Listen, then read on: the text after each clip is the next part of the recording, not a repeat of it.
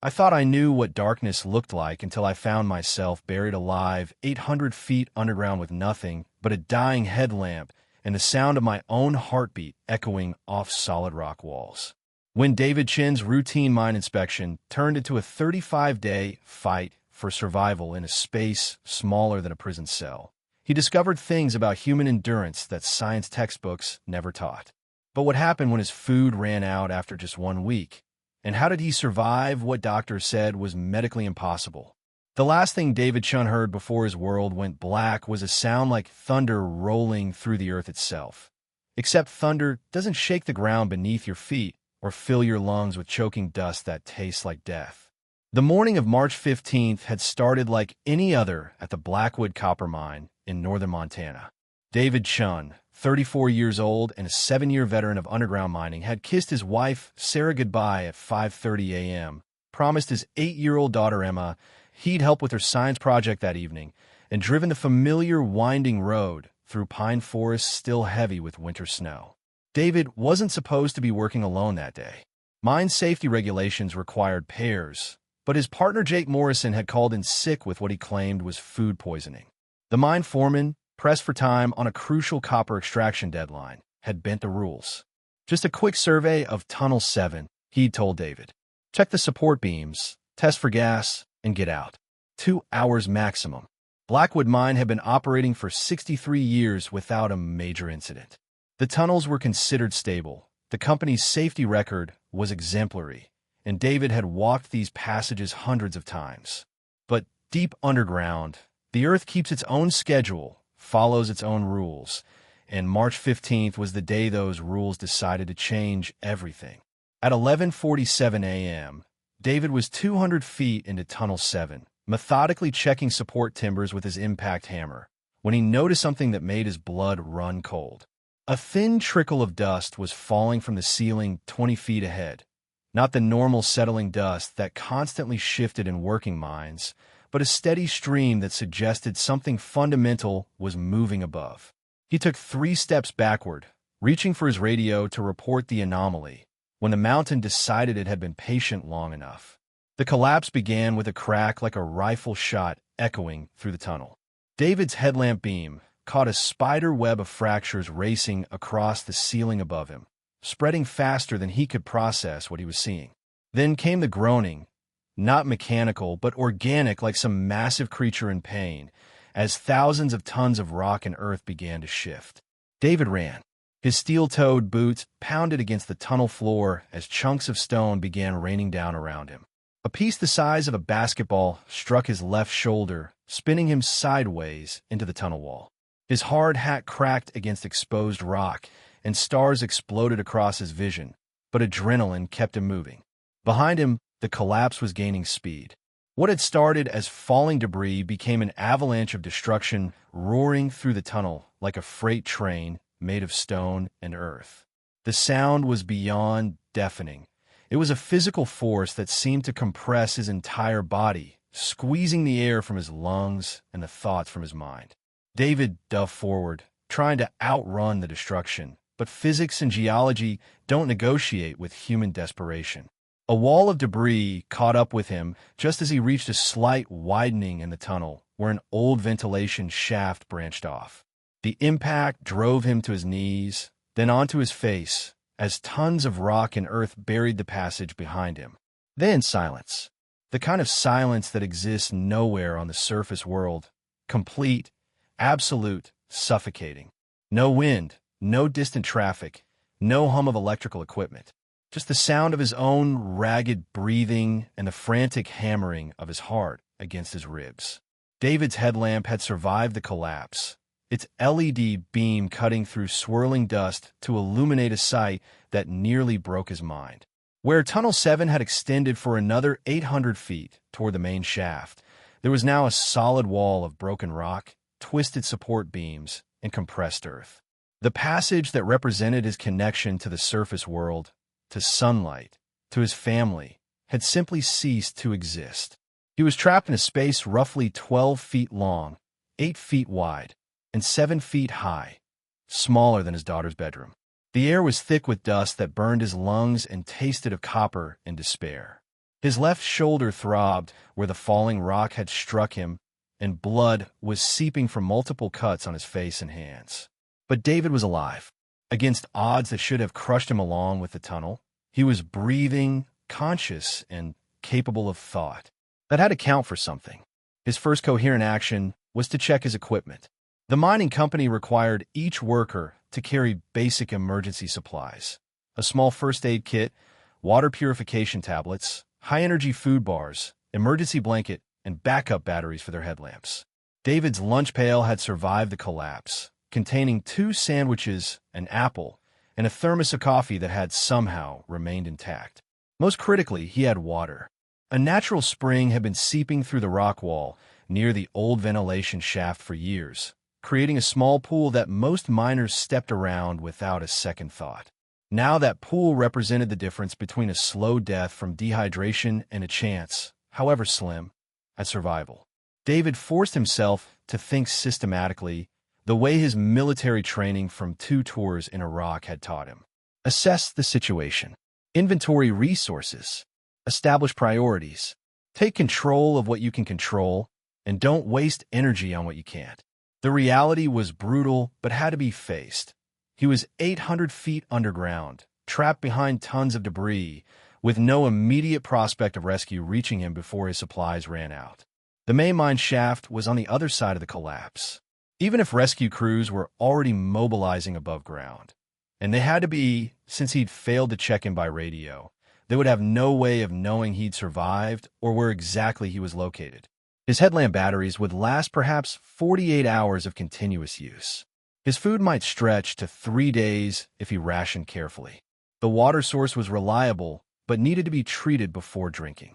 Most importantly, he had to conserve body heat in an environment where the temperature hovered around 45 degrees Fahrenheit, cold enough to kill through hypothermia if he wasn't careful. But even more dangerous than the physical challenges was the psychological trap waiting to close around his mind. Panic was a luxury he couldn't afford. Despair was a poison that would kill him faster than hunger or cold.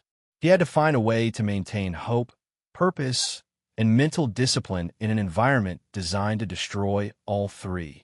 Above ground, David's failure to report and had triggered emergency protocols within minutes. Mine foreman Bill Harrison tried raising him on the radio repeatedly before dispatching a 2-man team to check Tunnel 7. What they found at the tunnel entrance sent shockwaves through the entire operation. The collapse had been so complete, so catastrophic, that it had actually changed the geography of the underground mine system. Tunnel 7 no longer existed as a passage. It had become part of the solid rock foundation of the mountain itself.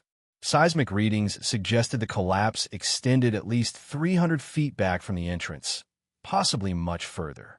Emergency protocols activated with military precision. Mine operations shut down completely. All available personnel were reassigned to rescue operations. Heavy equipment was brought in from 3 counties away. Specialists in underground rescue flew in from Colorado, Pennsylvania, and West Virginia. Within 6 hours of David's last radio check-in, more than 100 people were working around the clock to find him. But they were facing a problem that had no quick solution. The collapse was too extensive to simply dig through. That would take weeks and might trigger additional cave-ins that could bury any survivors. Alternative routes through adjacent tunnels were explored, but the geology didn't cooperate. Tunnel 7 had been carved through a particularly solid section of rock, which is why it had been considered so safe. Now that same solidity made rescue attempts extraordinarily difficult. Sarah Chun received a phone call at 2:15 p.m. She was in the middle of folding laundry, thinking about what to make for dinner, planning how to help Emma with her science project, when a mines personnel director delivered news that shattered her world into pieces. Mrs. Chun, there's been an accident at the mine. David was in a section that experienced a collapse. We're doing everything possible to reach him. Sarah's first instinct was denial. David was experienced, careful, always followed safety protocols. Accidents happen to other people, not to her husband, not to Emma's father. But as the hours stretched into days, as rescue equipment filled their small town and news crews arrived from distant cities, The reality became impossible to ignore.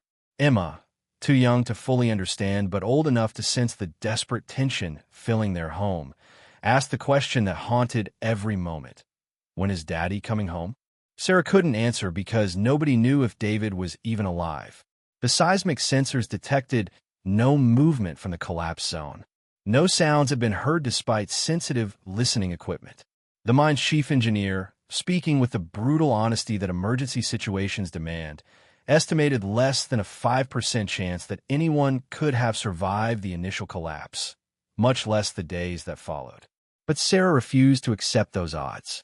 She organized prayer vigils, coordinated with other mining families who understood the unique terror of underground accidents, and maintained a constant presence at the mine site, where she could watch the rescue operations and demand updates every few hours.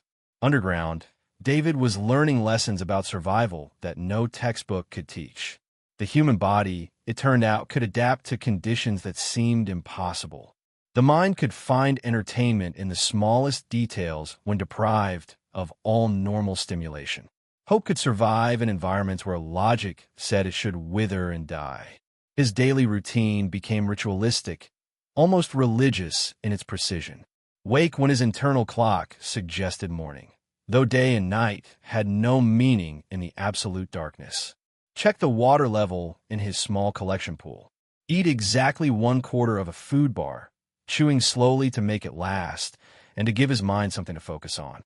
Spend 2 hours exploring every inch of his prison, looking for loose rocks, alternative air sources, any change that might represent opportunity. The hardest part wasn't the cold, though he shivered constantly despite his emergency blanket and the insulation provided by layers of clothing. It wasn't the hunger, though his stomach had stopped growling and started aching with a deep, persistent emptiness.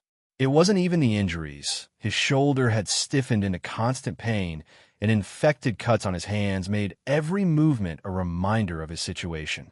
The hardest part was the silence. Human beings, David discovered, are not designed for absolute quiet. We're social creatures, evolved for interaction, dependent on external stimulation to maintain mental health. Trapped in his stone prison, David found himself talking aloud just to hear a human voice, even his own. He recounted stories from his childhood, described his wedding day in elaborate detail, explained Emma's school projects to the walls around him. After the first week, he began experiencing auditory hallucinations. Voices calling his name from beyond the rockfall. Machinery, sounds that suggested rescue crews were close. Music from his wedding reception playing softly in the darkness. He knew these weren't real, but they were so vivid, so detailed, that fighting them off required constant mental effort. By the second week, David's food was gone. He had stretched his supplies as far as possible, but basic mathematics couldn't be argued with. Now, his survival depended entirely on the water seepage and whatever small creatures might live in the underground environment. He found larvae in the pools, tiny white insects that had never seen sunlight. They tasted like nothing and everything, like survival itself. His headlamp batteries had died after 3 days, leaving him in darkness more complete than anything he'd experienced. But rather than increasing his desperation, the darkness began to feel almost comforting. His other senses sharpened dramatically. He could hear the subtle differences in water dripping that told him about humidity changes. He could feel air currents so slight they barely qualified as breezes. He could smell shifts in the mineral composition of his environment. The human body, faced with starvation, began consuming itself in a carefully programmed sequence designed by millions of years of evolution. Fat reserves disappeared first, then muscle mass, as his metabolism slowed to conserve energy. He grew weak, but not as quickly as he'd feared. His military training had taught him about the body's remarkable ability to adapt, but experiencing it firsthand was both fascinating and terrifying. Above ground, the rescue operation had evolved into something resembling a military campaign. Multiple approaches were being pursued simultaneously. Heavy equipment was clearing debris from the tunnel entrance, but progress was measured in inches per day. A parallel tunnel was being excavated, following bedrock surveys that suggested a possible route to David's approximate location. Most ambitiously, a vertical shaft was being drilled from the surface, aimed at the area where computers modeled he might be trapped. The drilling operation was the most promising, but also the most technically challenging. The rescue teams were essentially trying to thread a needle through 800 feet of rock, aiming for a target area no larger than a small bedroom. Geological surveys provided guidance, but rock formations are unpredictable. The drill could encounter harder minerals that would slow progress, softer areas that might cause cave-ins, or underground water that could flood both the drill site and any survival space below. Each approach carried risks. Too much vibration from heavy machinery could trigger additional collapses. The parallel tunnel might accidentally break through into an unstable area. The vertical drill could miss its target entirely, or worse, could punch through into David's space so violently that it killed him in the process of trying to save him. But doing nothing wasn't an option. Every day increased the odds that David, if he was still alive, would succumb to dehydration, hypothermia, or simple exhaustion. The rescue teams were racing against biology itself. Local news coverage had evolved into national attention. Mining accidents always capture public interest, but something about this story, the experienced miner trapped alone, the devoted family maintaining vigil, the dramatic rescue operation, resonated with people far beyond Montana. Prayer groups in distant states held services for a man they'd never met. Children in elementary schools drew pictures of rescue workers and sent them to Emma. Donations poured in to support the rescue operation and David's family. Sarah found herself thrust into a role she'd never wanted or trained for, the public face of hope in an impossible situation. News reporters asked her daily about her feelings, her faith, her husband's chances of survival. She gave the same answers every time because they were the only answers she could give. David was strong, experienced, and determined. The rescue teams were the best in the world. She had to believe, that he was alive and fighting to come home. Emma, meanwhile, was struggling with concepts no 8-year-old should have to understand. Her friends at school didn't know what to say to her. Her teachers walked on eggshells, trying to provide normalcy while acknowledging that nothing about their situation was normal. She began having nightmares about darkness, about being buried, about her father calling for help that never came. But children are remarkably resilient, and Emma found her own ways of coping. She drew pictures of her father underground, always showing him with a light source, always depicting rescue workers digging toward him. She wrote him letters that she asked her mother to save for when he came home. She maintained an absolute certainty that he would return, a faith so pure it sometimes strengthened the adults around her. In his underground prison, David had lost track of time in any meaningful sense. Day and night had no distinction. His internal clock had become unreliable due to the stress, cold, and hunger. He marked days by scratching marks into the rock wall with a piece of metal from his damaged hard hat, but even that system became confused when exhaustion caused him to sleep for indeterminate periods. What he didn't lose was his sense of purpose. Somewhere above him, he knew Sarah and Emma were waiting. Rescue crews were working. People cared about his survival. That knowledge became his anchor, the foundation that kept his mind intact when everything else seemed to be falling apart. He developed elaborate mental exercises to maintain cognitive function. He would recite the multiplication tables, run through the alphabet backwards, remember and describe in detail every house he'd ever lived in. He planned home improvement projects for when he returned, imagining each step of installing new kitchen cabinets or building a treehouse for Emma. Physical exercise became crucial not just for circulation and warmth, but for mental health. In his confined space, David developed a routine of stretches, push-ups modified for his injured shoulder, and walking in place for hours at a time. The movement generated heat, maintained muscle tone, and provided something approaching normalcy in a situation that was anything but normal. By the third week, David was experiencing the advanced stages of starvation. His body had consumed most of its fat reserves and was beginning to break down muscle tissue for energy. He felt weak, lightheaded, and cold in ways that no amount of movement could remedy. But paradoxically, his mind felt clearer than it had in days. The body starvation response includes a neurological component designed to enhance focus and decision-making. Evolution's last gift to help organisms find food when survival depends on mental acuity. It was during this period of heightened awareness that David first heard something that wasn't a hallucination: the distant sound of machinery. The sound was so faint, so intermittent, that he initially dismissed it as another auditory hallucination. But this was different. The voices and music he'd been hearing were distinctly human, emotional, personal. This sound was mechanical, purposeful, consistent. It came from above and slightly to his left, exactly where his geological knowledge suggested the shortest route to the surface would be. David forced himself to remain calm, to analyze what he was hearing rather than let hope overwhelm rational thought. The sound came in cycles, intense activity for several minutes, then silence for longer periods. That pattern was consistent with drilling operations, where crews would need to change bits, clear debris, and allow equipment to cool. For the first time in 3 weeks, David allowed himself to believe that rescue was possible. Above ground, the vertical drilling operation had indeed made breakthrough progress. After days of frustratingly slow advancement through layers of harder rock, the drill had hit a softer formation that allowed much faster progress. Geological surveys suggested they were within 50 feet of the area where David might be located, assuming he had survived the initial collapse and the weeks that followed. But 50 feet through unknown rock formations might as well have been 50 miles.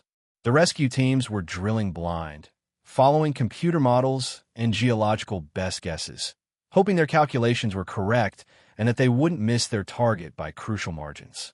The drilling crew worked in 12-hour shifts around the clock, pushing equipment to its limits and beyond. The drill bits were wearing out faster than normal due to the demanding pace, requiring frequent replacements that cost precious time. Every delay increased the odds that they were racing to recover a body rather than save a life. On March 28th, 13 days after the collapse, the drill bit encountered something that changed everything: empty space. The sudden lack of resistance caused the drill to lurch forward, nearly damaging equipment before operators could react. But that lurch represented the first concrete evidence that David might have survived. The drill had broken through into what appeared to be an air pocket or cavity, exactly what rescuers would expect if someone had been trapped but was still breathing. Within minutes, a fiber optic camera was lowered through the drill hole. What it revealed brought tears to the eyes of hardened rescue professionals who had seen every kind of underground disaster imaginable. David Chun was alive. The camera caught him in the beam of its small light, sitting against the rock wall, looking up toward the source of illumination with an expression of wonder, relief, and disbelief. He was obviously weakened, visibly thinner than in the photographs his family had provided, but he was conscious, alert, and responsive. The first communication between David and the surface world came through a simple voice tube lowered through the drill hole. His voice was hoarse from disuse and dehydration, but his words were clear and rational. "This is David Chun. I'm injured, but stable. Is my family okay?" Above ground, the rescue site erupted in controlled celebration. News of the contact spread instantly to Sarah and Emma, who had maintained their vigil at the mine entrance. For the first time in 13 days, Sarah allowed herself to cry tears of relief rather than fear. But finding David was only the beginning of the rescue operation. The drill hole was too narrow to extract him, barely 6 inches in diameter, just wide enough for a fiber optic camera and basic communication equipment. Getting him out would require either widening the vertical shaft, which could take days or weeks, or breaking through from one of the horizontal approaches, which carried significant risk of triggering additional collapses. The decision was made to pursue both approaches simultaneously while providing David with immediate support through the narrow connection to the surface. A specialized tube was lowered to provide him with water, high-energy liquid nutrition, and basic medical supplies.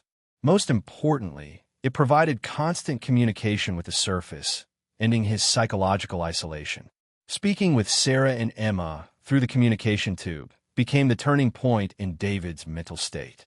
Hearing their voices, confirming that they were safe and that rescue was imminent, provided him with energy reserves he hadn't known he possessed. Emma's voice, in particular, brought him to tears.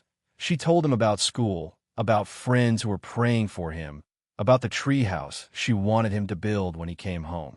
The final phase of the rescue operation took another 8 days. Engineers determined that widening the vertical shaft was the safest approach, despite the time required.